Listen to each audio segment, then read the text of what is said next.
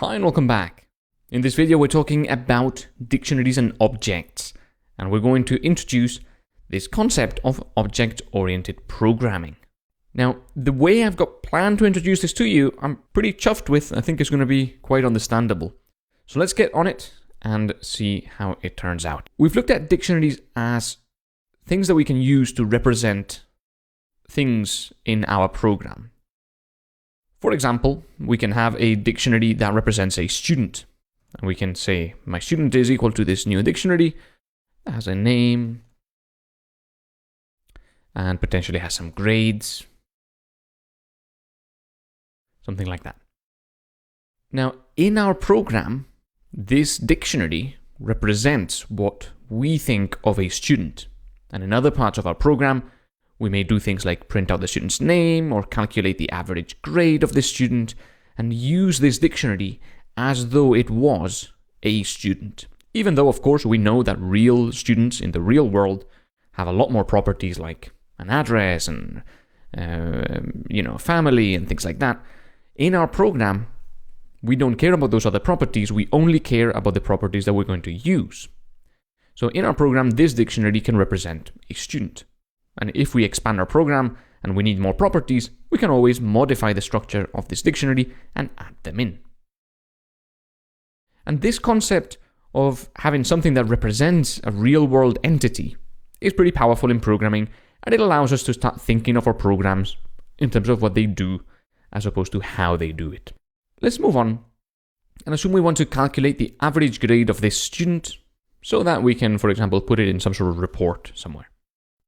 I think you can already calculate the average grade of this student quite easily, so I'm going to ask you to pause the video and give this a go. Try to implement a function that will return the average grade of this student. I hope you got that.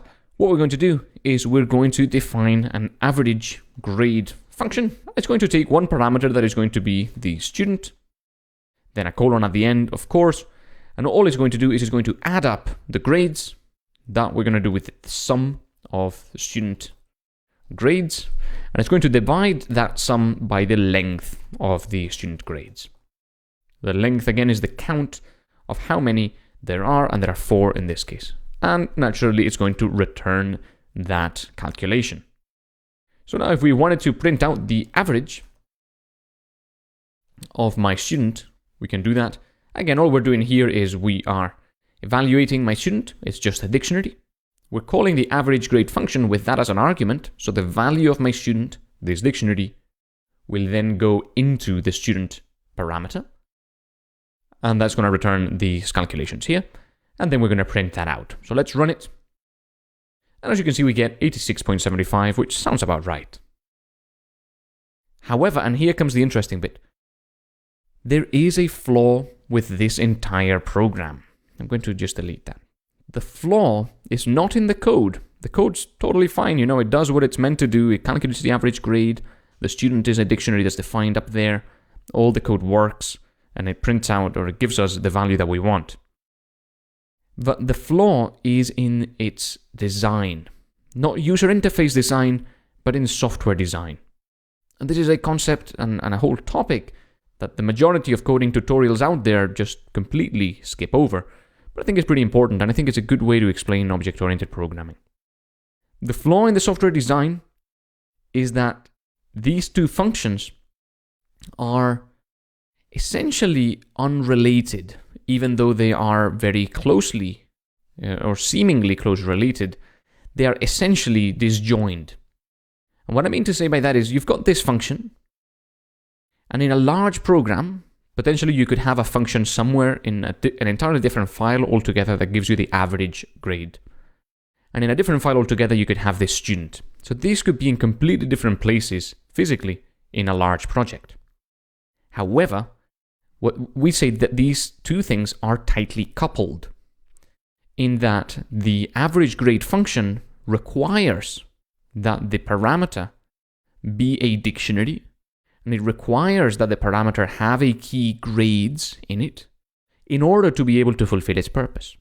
It's totally fine for a function to have those requirements, but not when it's also possible for the function to be in a completely different place. Because then let's say you wanted to change grades for resource or for results, for example.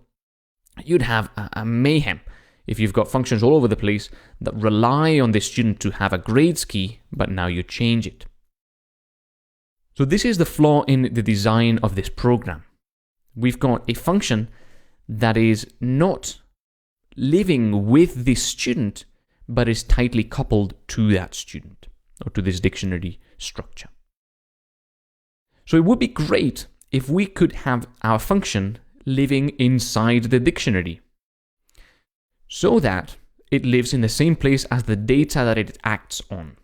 Something like this. Let's say we add a new key here, that's the average, and this is like something that calculates average.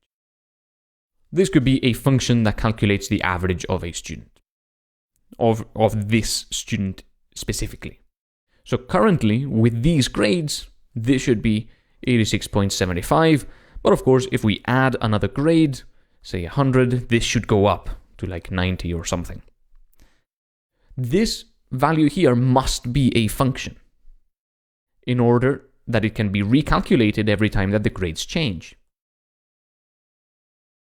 However, we cannot do that with a dictionary. A dictionary will not allow us to put a function here that acts on the data inside that same dictionary. It's just not possible. Sorry. So we must use objects for this, because the object is the natural progression in this dictionary usefulness thing, where it will allow us to act on the data that the object holds. So we can begin thinking of objects just as a starting point of a thing that holds data, in this case a name and grades, and it can also hold actions to do with that data, in this case calculating the average. So I'm going to keep that here for as we implement our object definition, we're going to refer back to it. So what I'm going to do now that we know that an object stores data and actions to do with that data, is I'm going to define that object. And it's going to be quite confusing to begin with, but I want us to stick to it. We're going to define the objects, then we're going to create the objects. Those are two distinct steps. And then we're going to explain exactly what's going on. What I want you to understand in terms of these objects is that they are just things that store data. The data can be the name and the grades, and it can also store these actions. So let's start by defining what an object looks like. And we do that with a class. Okay, the class is something that defines what the objects are. Inside the class, so we've got the keyword class, then we've got the name of the class, and normally in Python they start with an uppercase letter. And then we've got a colon.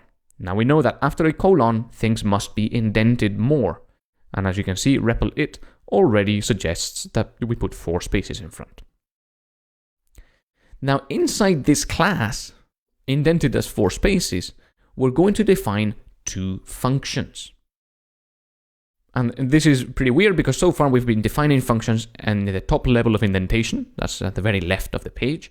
Now we're going to define them inside the class.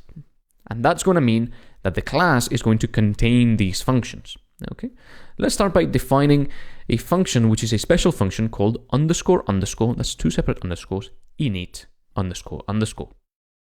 In Python, these functions with 2 underscores in front and 2 underscores at the back, they are special functions, and they're called dunder functions. So this would be a dunder init, dunder for double underscore.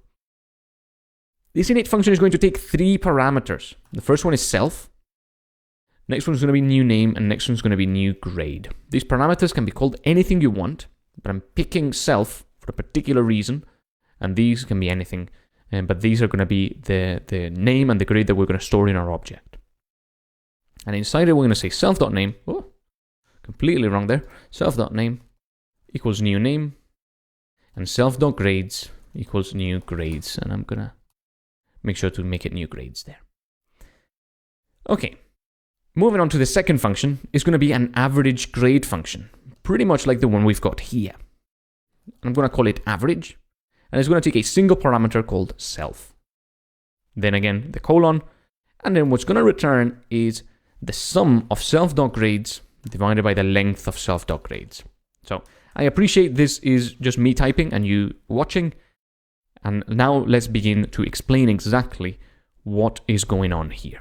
But before we can do that, before we can explain the scary syntax here, we have to define, or rather we have to create an object. What we've defined here is we've defined the object structure. We're going to now create an object. So we're going to create an object called student1. And the way we create a new object in Python is we call the class like so. So we've got an opening and closing bracket there, and that creates a new object of type student. And so this student class now gets called using these brackets as if it were a function, and that creates a brand new object. So what is an object? And think of an object as just something that can store data. And we are going to tell it what data to store. So inside this student call here, sorry about that, we're going to put two things. We're going to put Rolf Smith, and then we're also going to put 70, 88, 90, and 99. Now, what's happening is, the first thing that's going to happen is this call here is going to create a brand new object. An object is a completely empty thing, or more or less empty thing, that allows us to store data and it allows us to store actions. When the object is created, that's created before we call any of these functions, then it immediately calls this dunder init function. So the object is first created, and then it immediately calls this dunder init function. The new empty object that was just created gets passed to self as the first parameter. So self is now an empty, blank object that has essentially nothing in it. And the way that Python is structured, it then gives Rolf Smith as a new name, the second parameter, and this list as new grades, the third parameter. I'm so confused thinking about zeros and ones here. So, very, very important. Self is a blank object that was created before we call this dunder init function. New name is the first argument here. New grades is the second argument here. Now, we know that when we get into the first line, we now have these values. Self is a blank object, and now what we're going to do is we're going to use the dot to access something inside this object. And what we're going to access is this name thing. Now, let me tell you, because it's a blank object, it does not have anything called name inside it. It doesn't have a variable called name inside it. So what this is doing is it's creating a new variable called name that lives inside of this blank object that we are calling self.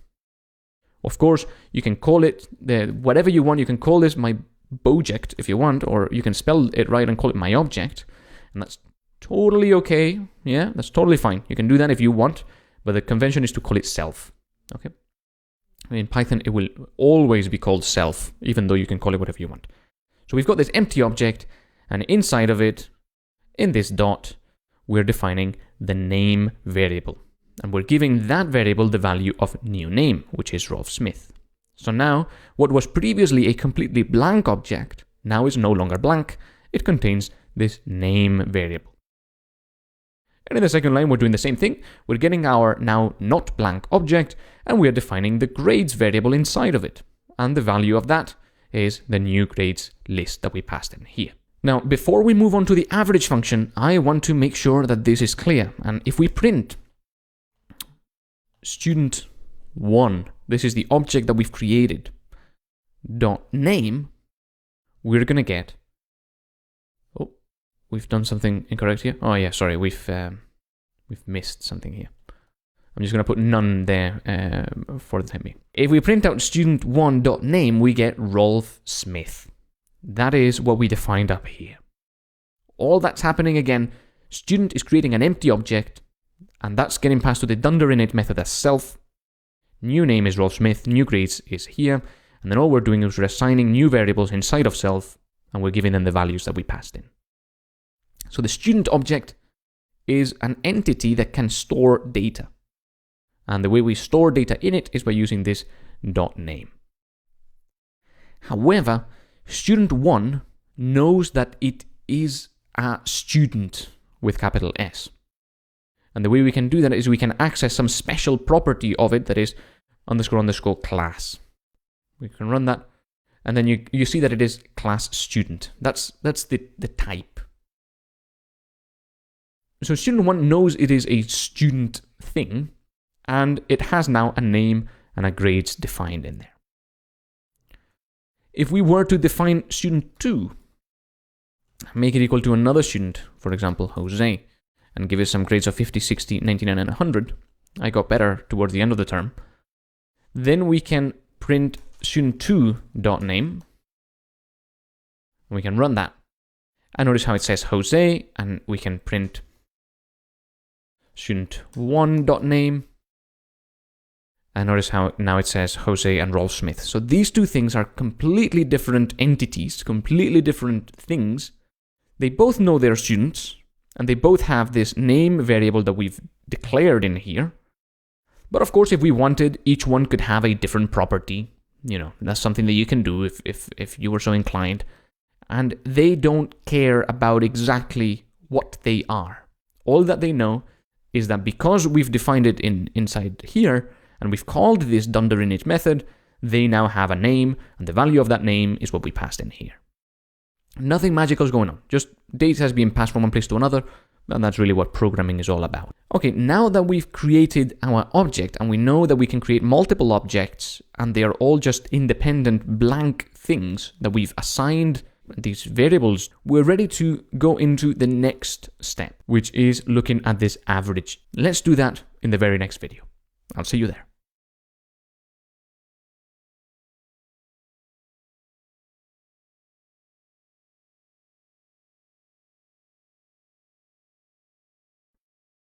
Hi and welcome back. In this video, we're going to continue with our student class, and we're going to look at the average function. So in the last video, we discovered that when we call a class, that creates a blank object, and that gets passed to the dunder init method as self.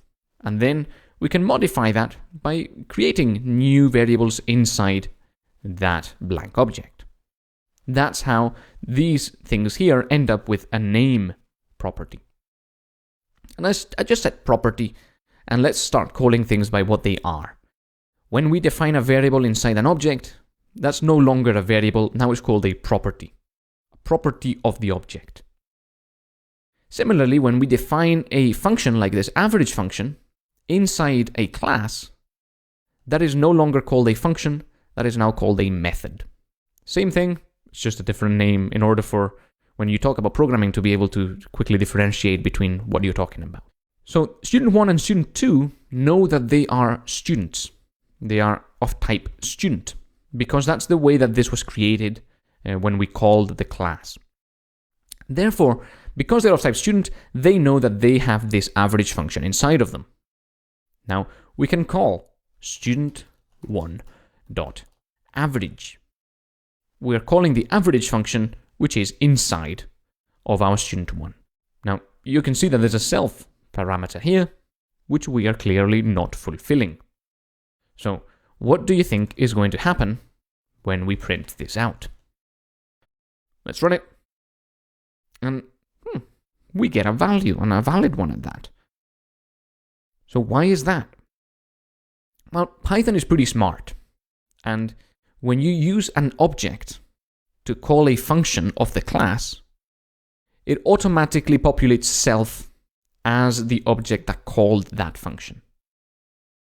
Okay, let me give you another example that you may understand a bit more easily. Let's call the function, the method here in the class. The way that you'd sort of expect to do that is by saying student, which is the class, dot, to access something inside of it, average. Right? We've got the class, we access something inside of it, and what we're accessing is the average function. However, if we do this, and we run it, now we see that it says something not very readable. Average, the average function, is missing one required argument, which is self. So Python obviously cannot tell what object you want to get the average of because you've not called it with an object, you've called it with the class, which is the definition of an object. So what to do is to pass in a particular object. Oh, not my student, that's a dictionary. Student1. Now, when you call this, student1 will be self, as normal in Python functions, and you will return that. So we can once again run it, and now you can see we get the correct value. When you do student1.average, Python in the background is doing this. So there's no magic going on whatsoever. It's just that in order to save you from typing a bunch of stuff, you can just call it on the student. And that also sort of makes sense. Because now you're getting the average of student1, you don't have to include the student class in there, Self gets automatically populated for you when you call any method, remember that's a function within a class, with the student as the caller. And the student here is the caller because that's where we're calling this function from.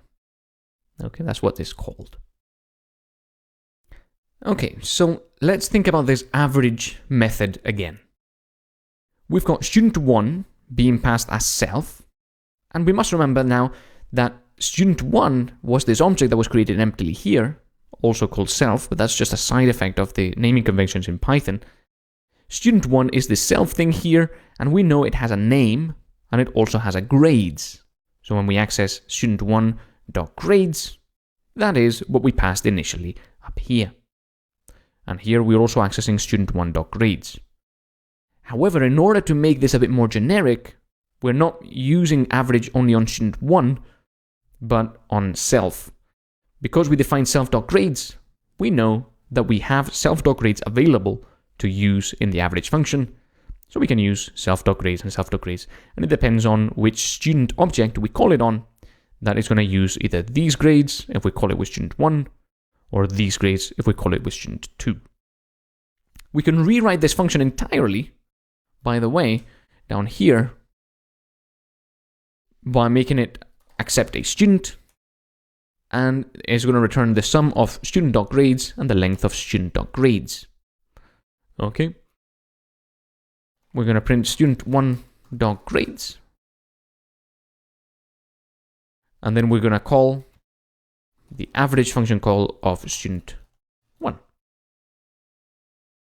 The first thing we're going to do is print out the student's grades, which we know should be 70, 80, 90, and 99. And indeed, there we get them here. Then we define this function that takes in a student object, returns the sum of its grades property, the one we just printed up here, and the length, and then divides one by another. Then we call that function with our student1 object, passed in as an argument. So student1, this is student1, this is student1, student1.grades is the same thing we just printed up here. And student1.grades, same thing we printed up here. And then that is how the average gets calculated. Again, just to recap, when you call student1.average, what's happening in the background is student.average student1. Student1 is being passed as self. Same function we just defined, only the parameter is called self. Again, you could call this student if you wanted. But it is not common to do that. Normally, in methods, the first parameter is always called self because it refers to the object that you're currently modifying or acting on. Okay, and that's how that works. That's how the methods work. And now we are able to both define the data that we're acting on and the action we're performing in the same structure.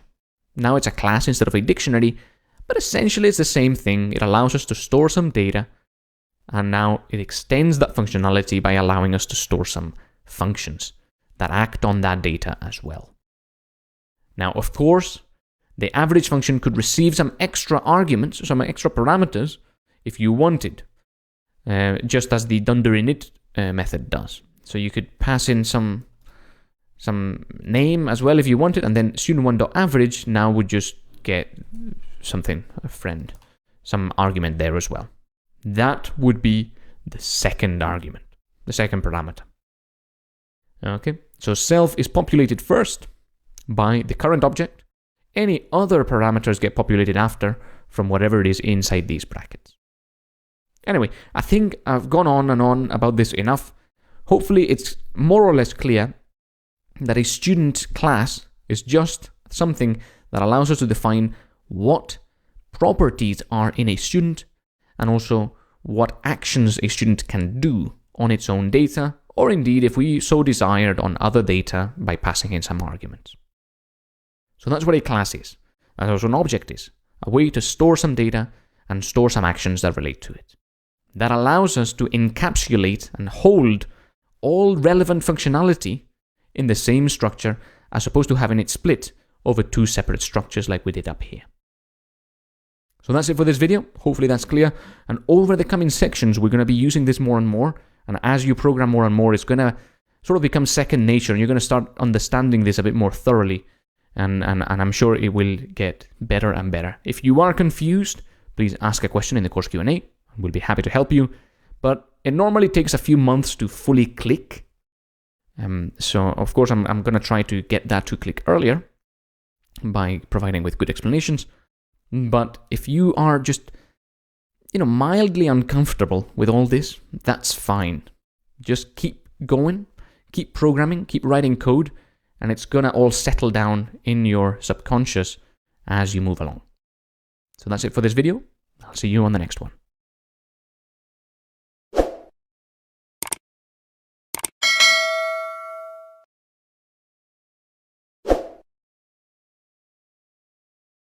Hi and welcome back. In this video, I just wanted to give you a small tidbit of extra info regarding arguments and parameter naming. Remember, object-oriented programming is used to help conceptualize the interactions between objects. So, and between parts of your system. So when you have a student, now you know that you can interact with something that represents a student. If you had a movie class, you'd know that you can interact with something that represents a movie. So let's define this movie. Remember, we've got class, then we've got the name of the class, a colon, and then we can define functions underneath it. And all I wanted to do is define a dunder_init function that takes three parameters. Self, that's the current object that we're dealing with, that was just created before we called this function. Name and year, those are two parameters. Then what we're going to do is say self.name is name, self.year is year. And this normally confuses my students a fair bit, because we've got this variable we're creating here, name, and it's equal to this variable that we are already created up here, which is also name, so name equals name. What is going on? This name here, remember, it's not a variable. It is a property of self. This variable is not getting created here. It's getting created inside of self. That's what the dot means.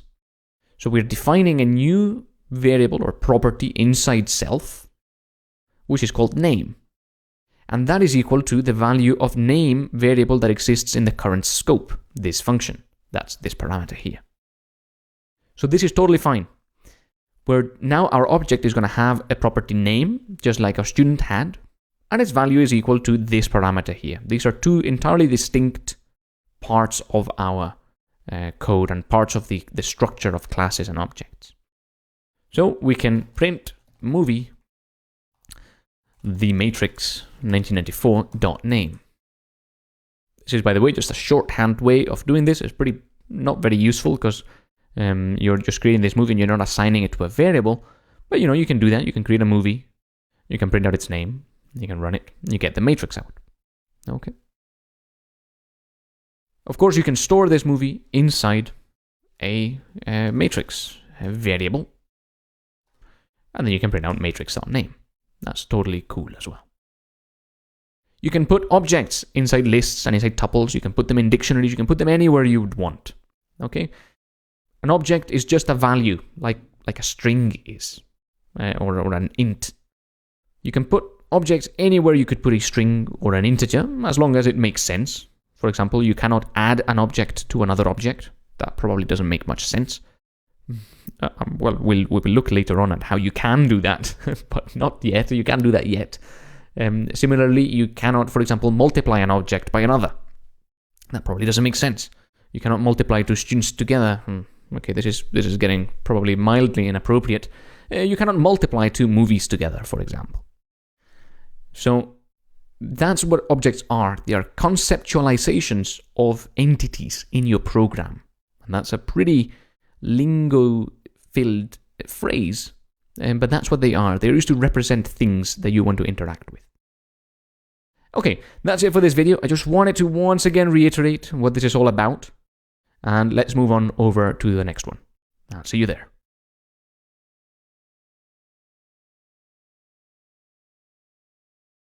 Hi and welcome back.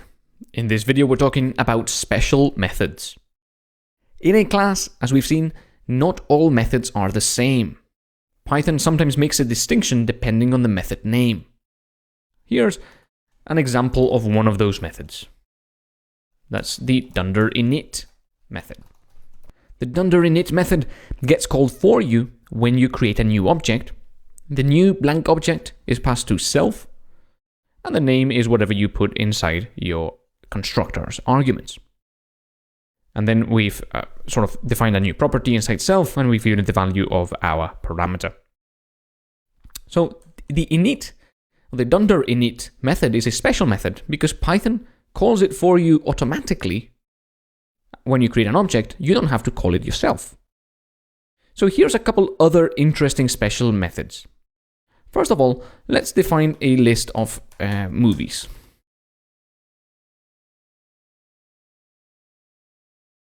What do you think is going to happen when I print out the movies class? Now, we looked at printing the student class earlier, and you got some sort of student thing printed out. What is the movies class? Is it an error? Well, as you can see, we get a class list. So that's some pretty bizarre functionality there. Does this mean that a list is somehow an object?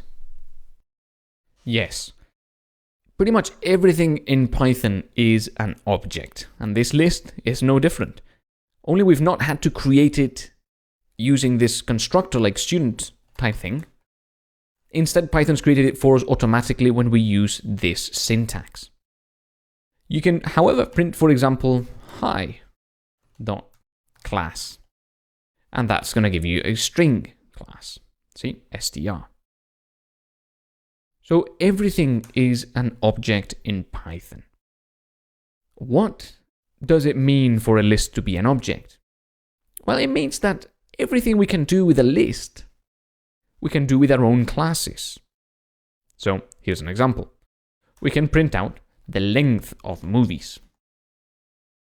Okay, now we know that movies is an object. So what is going on behind the scenes that is allowing us to call this len function, give it the movies object, and it's given us 2? Well, let's do it. Let's create a class garage. And in it, we're going to define an init method that is going to define self.cars to be an empty list. Now, we can create our garage. Let's say Ford is going to be a garage. And now this Ford has a Ford.cars has this cars property here that is going to print out an empty list when we print it out, because that's what we've assigned it to. However, we can say Ford.cars.append Fiesta and Ford.cars.append Focus, for example. Then when we run this program again, now we get a list of 2 items, Fiesta and Focus. Now, what if I wanted to do len of Ford? Ford is the garage, remember, I want to get the length of Ford because that's going to tell me how many cars there are inside my garage. Of course, when we run this, we get a type error. Object of type garage has no len. Okay, that's an interesting error. It tells us that Python cannot calculate the length of this garage because it doesn't know what the length of the garage is meant to be, or is meant to mean even.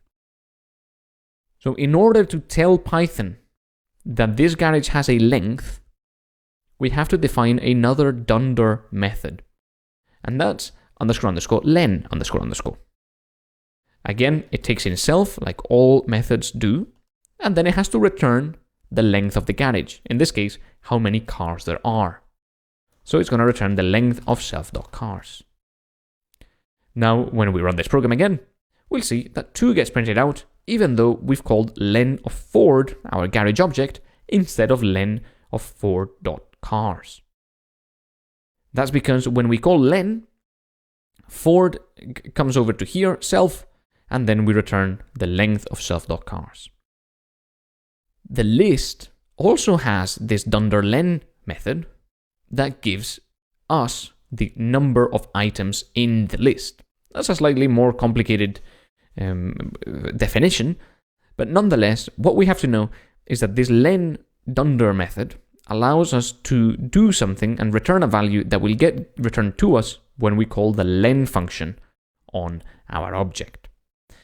Let's do something like, for example, Ford 0. Ford 0 should give us the first car in the queue of cars that we're working with, for example. In this case, it should be Fiesta because that's the first card we appended. Of course, if we run this, we'll get that garage object does not support indexing. Remember, this is accessing something by an index. Python calls it indexing. What to do? Well, you guessed it. We'll define another dunder method. Here's a challenge for you. Pause the video and go and find out how you can index your own custom object. It's going to be a bit of a challenge, a bit tricky, but I'm sure you can do it. Okay, I'm sure you got that.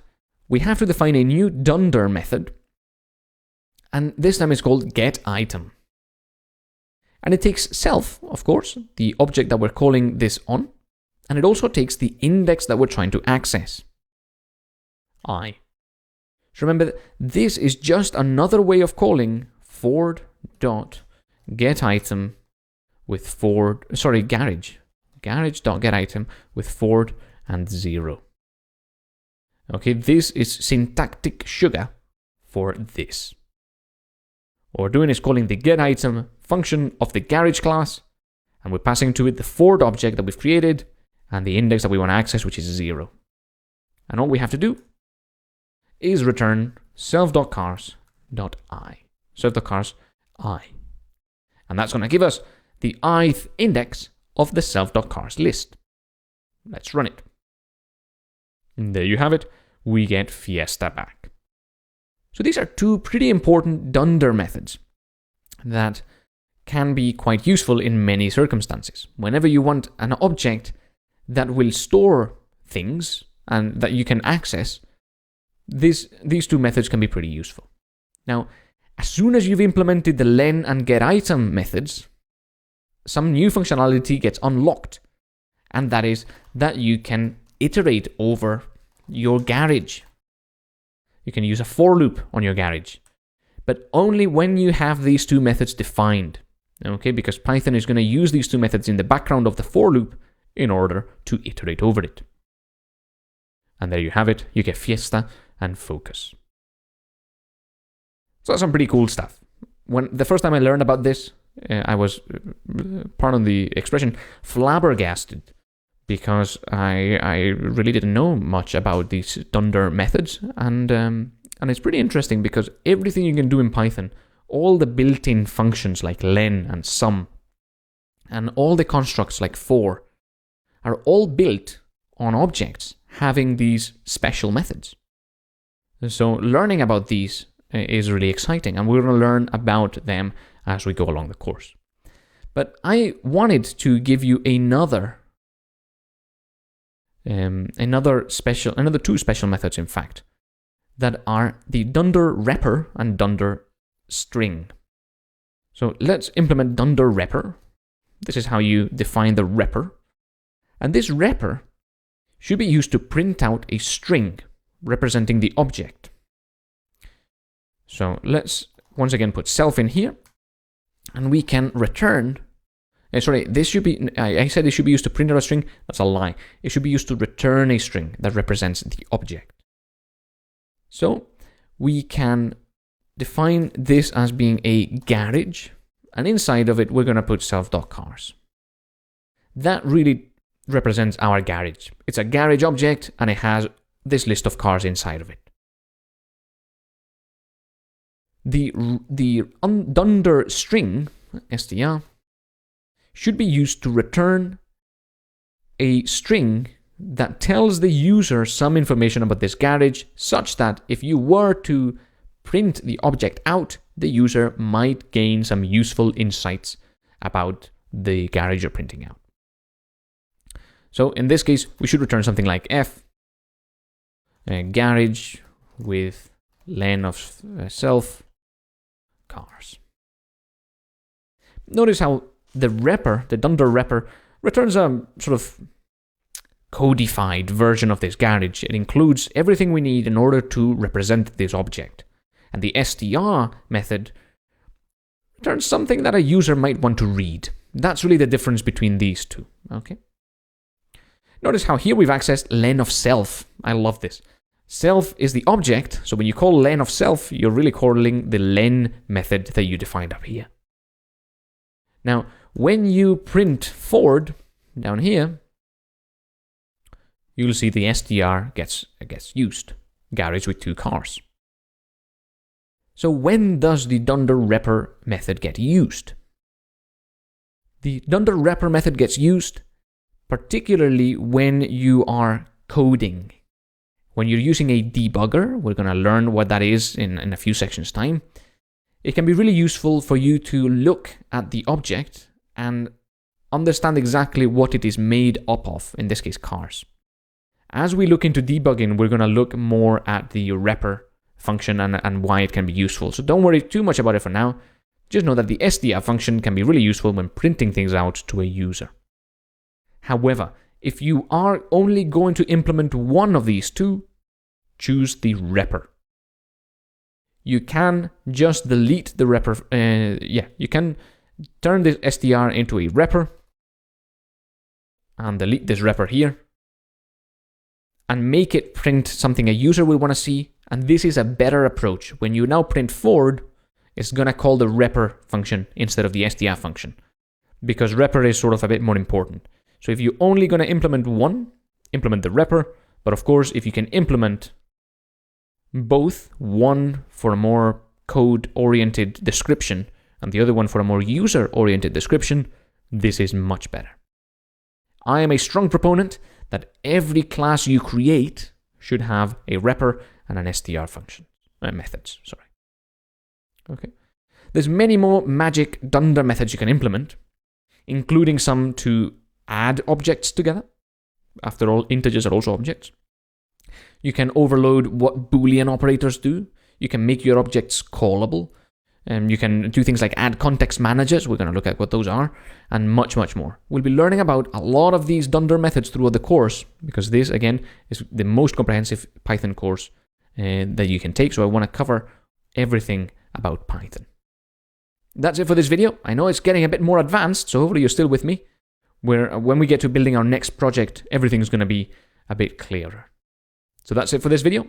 I'll see you on the next one.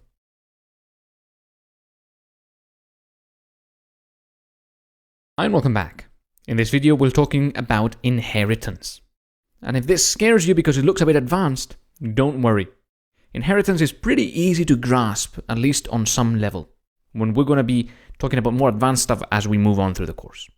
Imagine you've got this student class, something very similar to what we've defined before. It's got an init method that takes in a name and a school and assigns them to 2 properties, and it also creates a marks property, which is an empty list.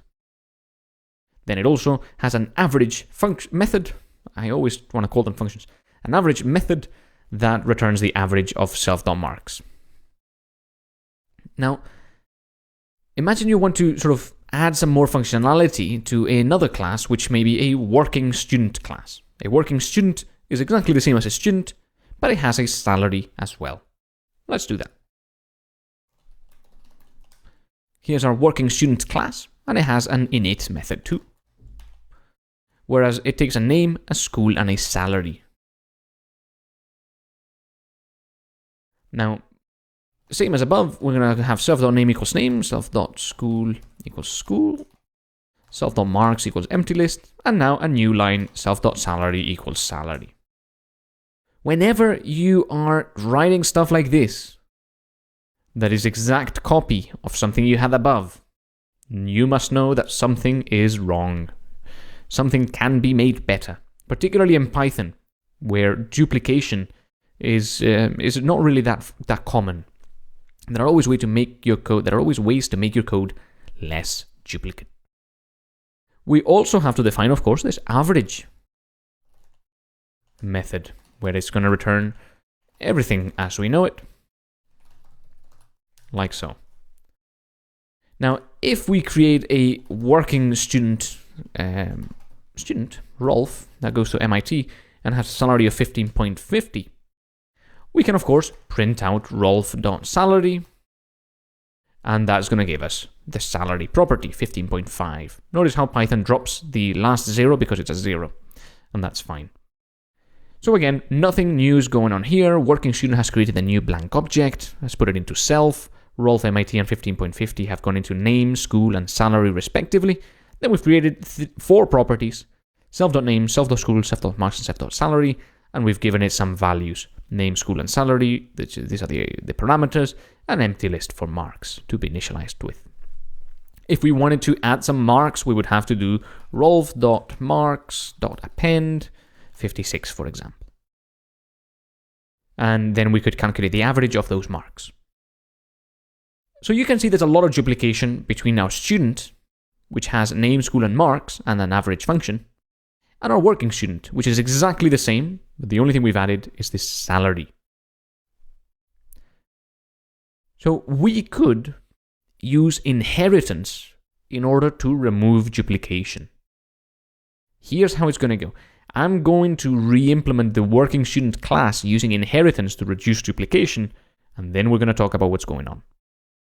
So, we've got a class working student, and we want to make it extend the student class. What that's going to mean is the working student class is going to become an exact copy of student, but we're going to be able to modify particular methods if we want.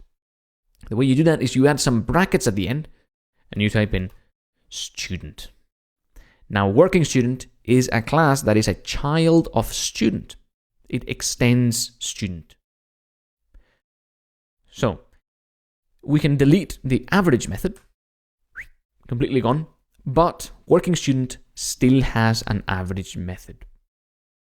Only it's not there, it is now directly inherited from student. Exactly the same, imagine it's a copy and paste, nothing's changed. So what about the init method then? We've got name and school, which are just copies of them. Can we just delete them and just keep the salary? This would be great. I'll be honest. It would be great if we could do this, but sadly no. Because when working student is now called, the same thing happens as before. An empty blank object is created, given to self, and now salary is Rolf. MIT and 15.50 don't have any matching arguments, so we get an error. Too many positional arguments for constructor call. So no, you cannot do that, unfortunately. But what you can do is, now that you have this empty object here, you can call the student's init method and make it go through this initialization of self.name, self.school, and self.marks. And the way you do that is a mildly confusing way. You say super. Super is the parent class, in this case, student. And you can then, this is the only time when you are going to call the init method manually. You're going to say super, which is the parent class student, dot, dunder init, open and close brackets, and in here you're going to put the name and the school. So what is happening then is you are just jumping over to this init method, and self is still the current object that you're dealing with. That's Rolf, this working student. So now, here you call the parent class init method that initializes name, school, and marks. Then you come back down here and you initialize salary. And this is a much more concise way of writing your working student class that is just an extension of the student class. It just adds a new property to it. Notice how you can print Rolf's salary, but you can also do Rolf.marks, marks.append 57, Rolf.marks.append 99, and you can print the average there. Then you can run it, and 78.0 comes out. That's totally good, because that means that our working student has this salary, this average function, method defined in here, and that's all good. It's just inherited it from the student class as opposed to having to define it. That's the basis of inheritance. And the way to extend the class is now you can define something else like weekly salary. And this is going to return self.salary times 37.5. That's the normal working hours in the UK, 37.5 hours. So now you can print Rolf.weekly salary. And that's going to give you the Rolf salary times 37.5. Important.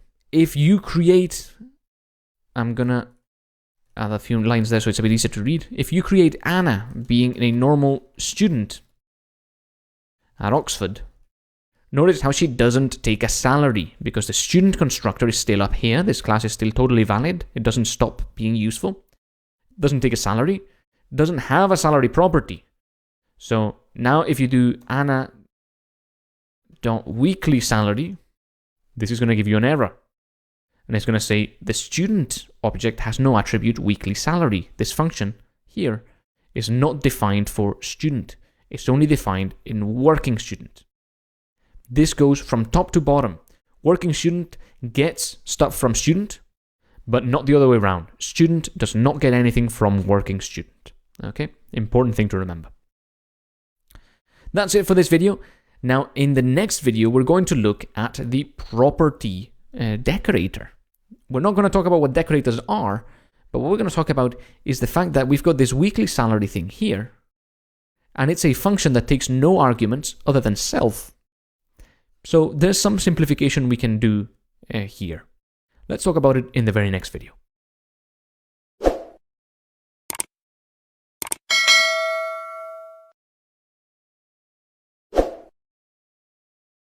Hi and welcome back. In this video, we're talking about properties.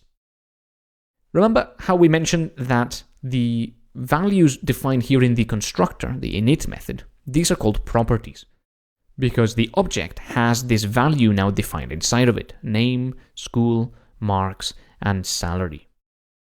Indeed, when we create an object, then we can print Rolf.salary. And what this tells us is that we're accessing a value inside the object.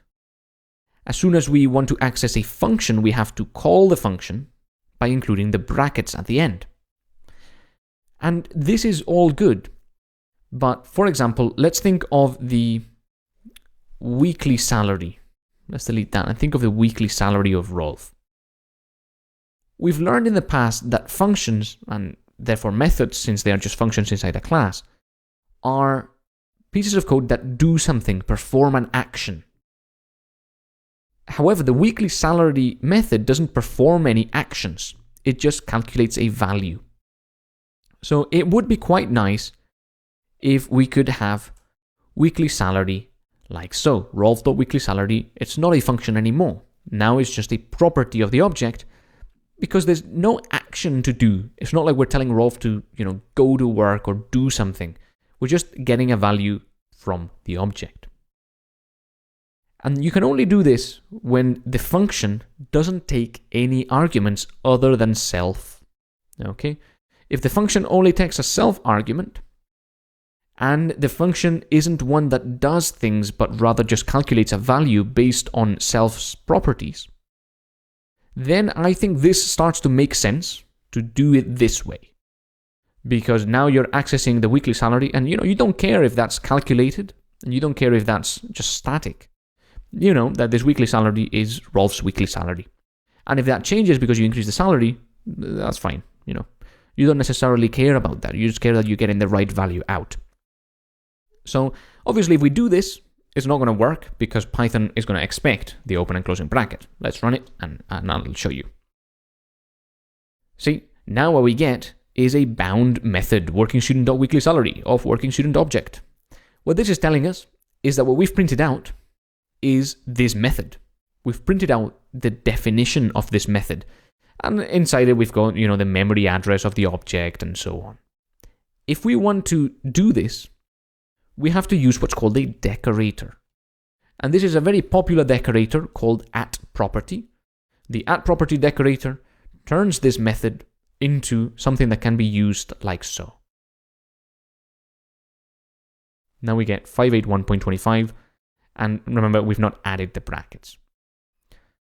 So this is a decorator. We're going to look at decorators later on in the course, not just now. I just wanted to introduce this one decorator here because it's a nice way of, adding some advanced Python things as we go along the course. This is not something terribly complex. Although understanding the way decorators work is more complex, we don't need to do that just now. We're going to look at that later on. And I want you to start getting more advanced. This is how you can change a simple no argument method into a property, or something that can be accessed as if it were a property. And that's great because now we know that no action is going to arise as a result of using this property. We just know that this is a value that we're getting out. Again, I stress this, important. If you are doing an action, like connecting to a database or opening a file or communicating with some sort of web service, or you are interacting with another object, or anything, any action, please do not use the @property decorator. Use it only when you're calculating values from the object's properties themselves. Alright, that's it for this video, and I'll see you on the next one.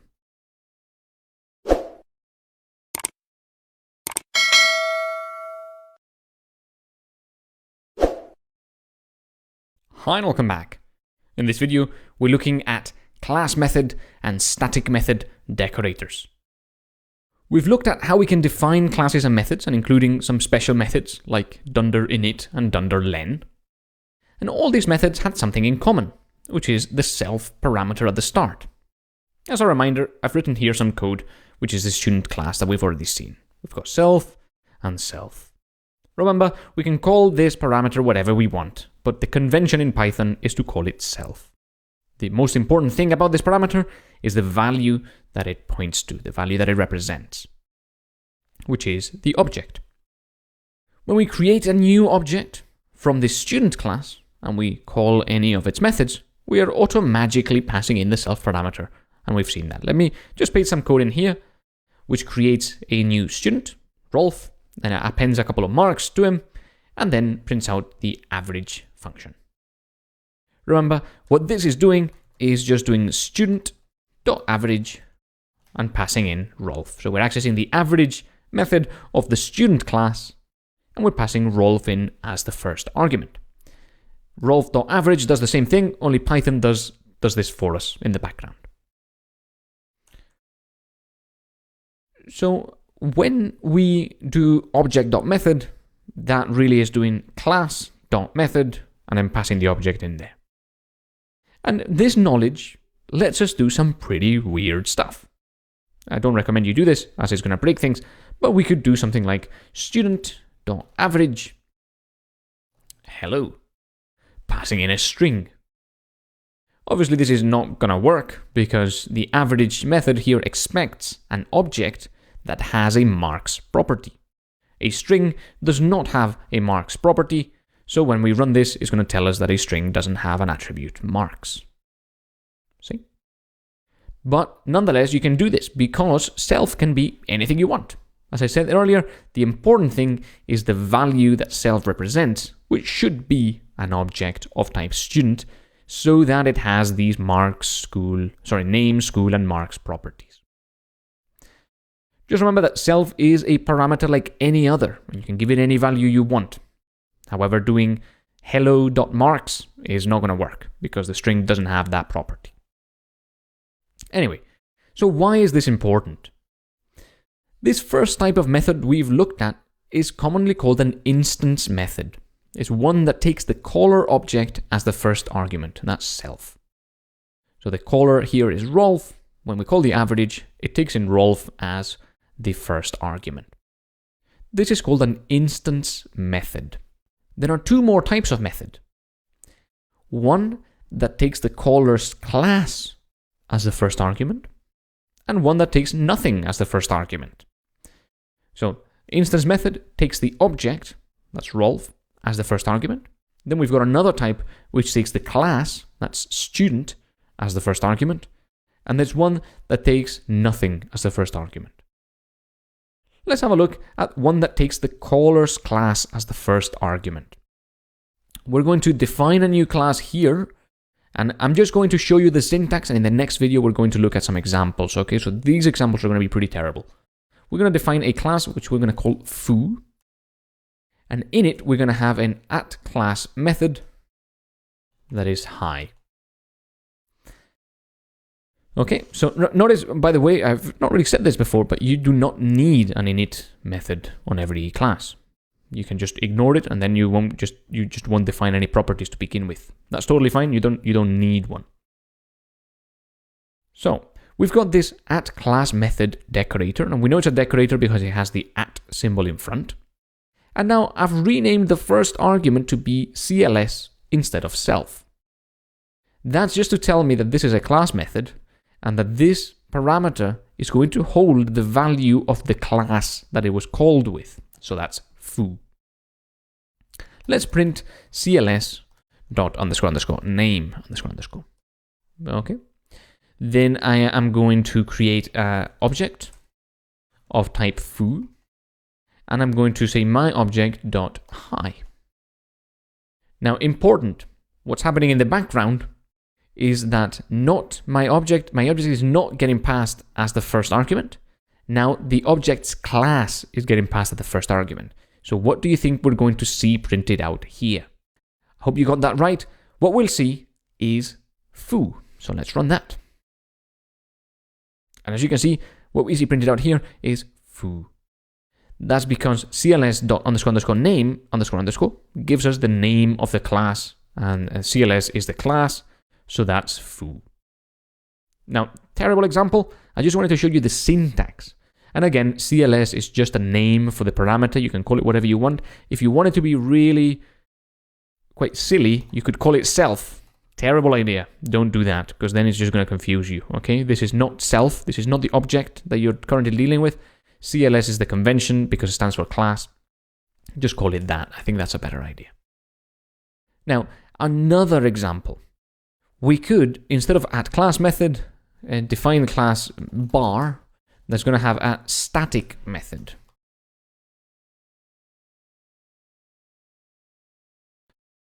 And this static method takes no parameters. Notice that there's nothing inside there, and it just prints something. Hello, I don't take parameters. I don't take parameters.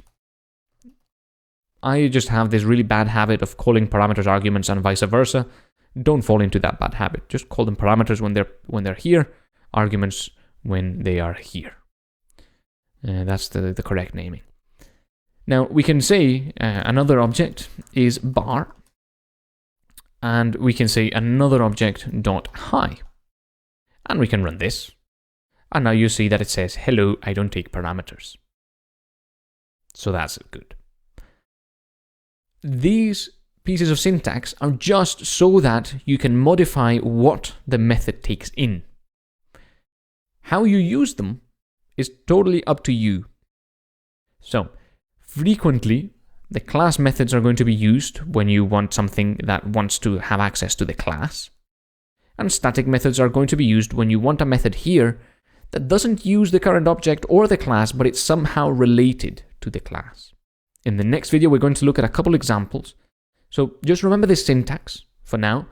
And now in the next video, we're going to look at some examples, and throughout the course, we're going to be using this quite a few times. So don't worry if it doesn't fully click. Just wanted to show you what it looks like. Now, let's move on to the next video. I'll see you there.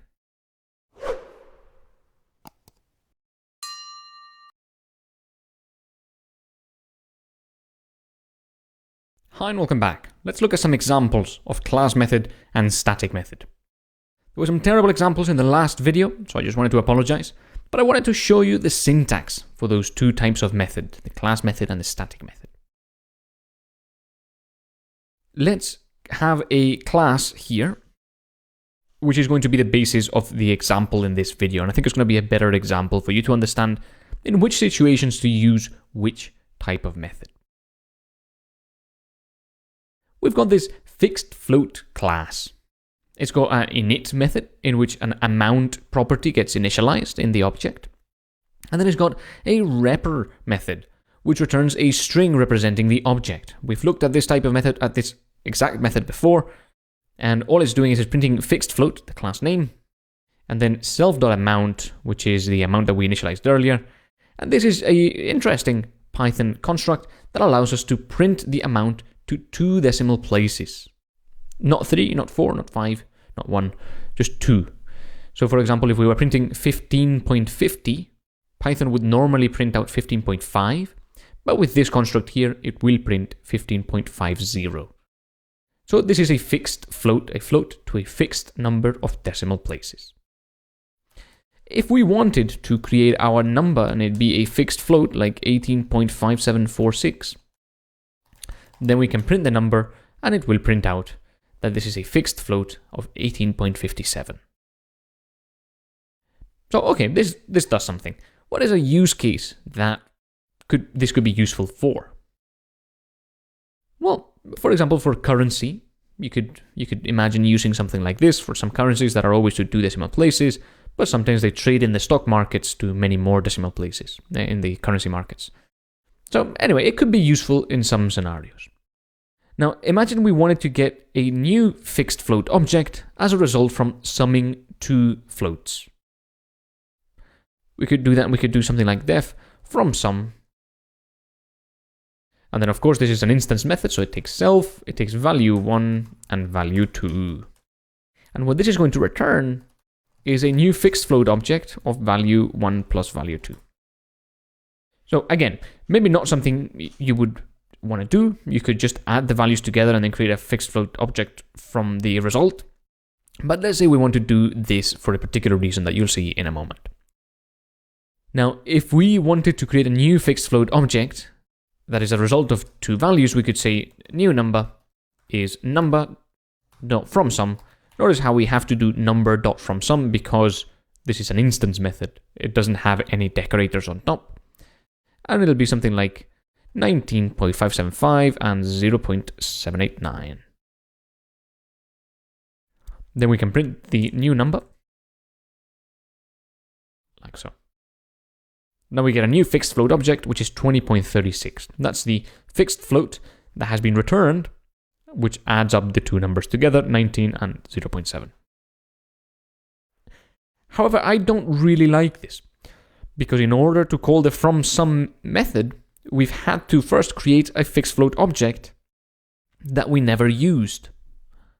Right? We only used it to call this method. We never used self inside this method. And we never used this number anywhere else. So really, creating an object for this is not that useful. You should only create objects when you're going to use them.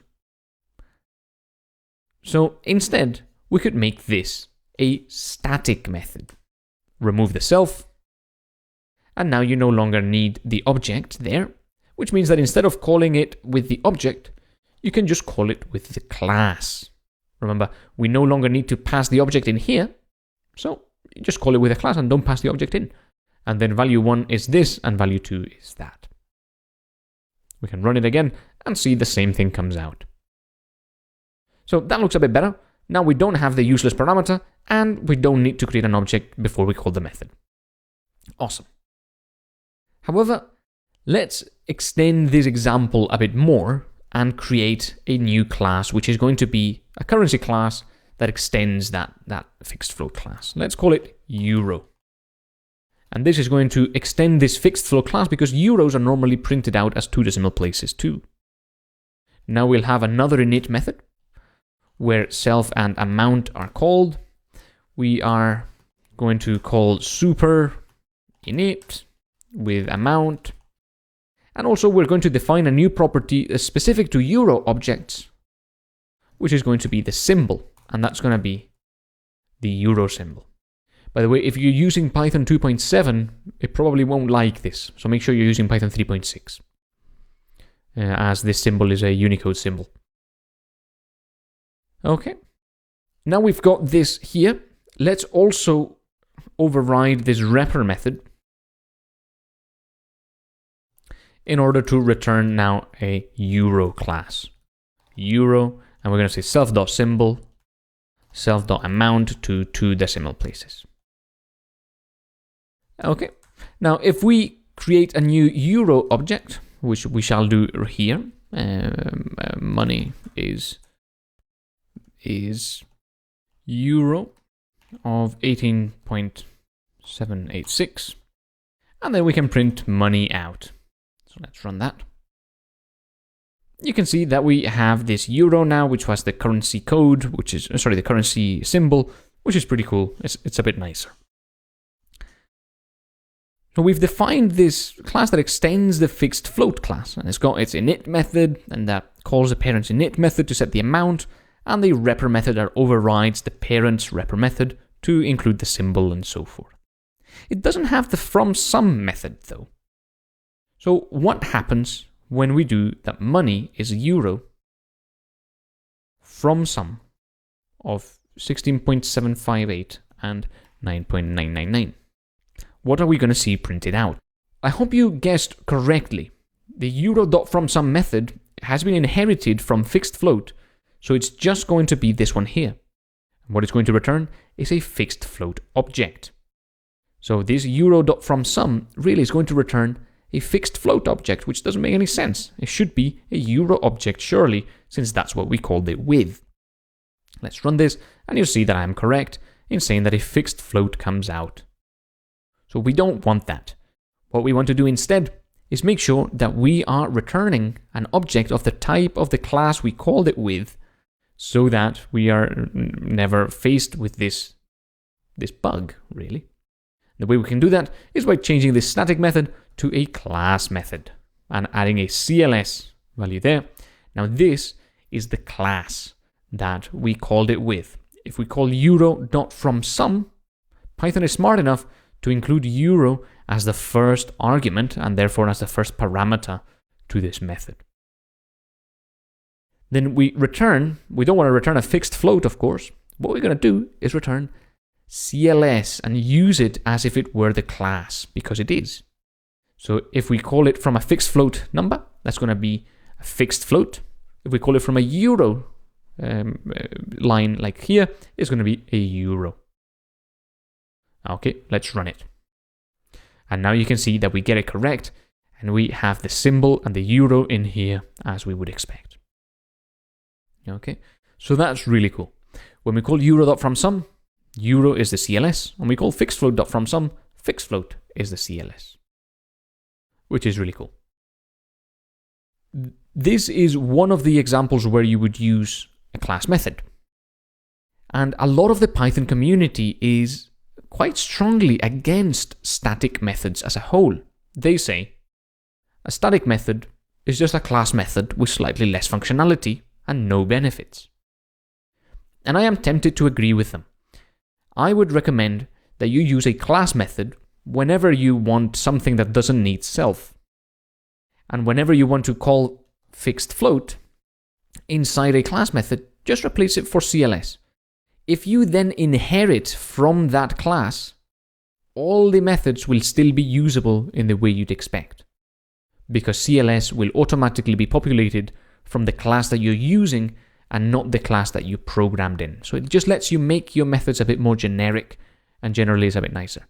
Static method, you can also call it, for example, if this is a static method as it was before, you call it in the same way, fixedfloat.fromSum, only now you've lost that reference to fixed float. So having a static method doesn't actually add anything. It doesn't make your code any simpler. Your code looks the same, but you've lost that functionality, which is the CLS. So generally, I would advise using class methods whenever possible. Or well, not whenever possible. Apologies, not that. Use class methods whenever you want to use a method that doesn't use self. Don't use static methods generally. I don't see that they are that useful when you've got class methods. However, there are a couple instances when using a static method can be interesting.